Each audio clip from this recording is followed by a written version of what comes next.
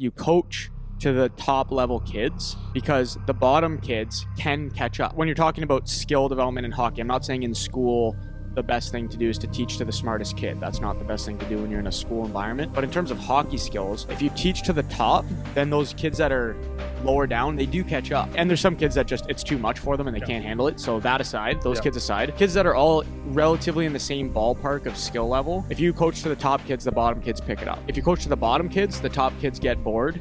And that's when, in a camp setting, that's when things start to turn into chaos. Kids start shooting pucks and not listening and whatever. You need to keep them engaged. So if you give them something that's just on the borderline of too challenging, that's where you get your maximum engagement. So that's what I was noticing out there, even with the young group. All of them, when you give purpose and you give reasons why, and you get kids that are actually listening, which a lot of times the adults are the ones that set the tone of whether or not kids listen, and they can actually do the thing you're saying because you're giving them reason and purpose and explaining it. And it might take a few times or whatever, but that was really cool to see.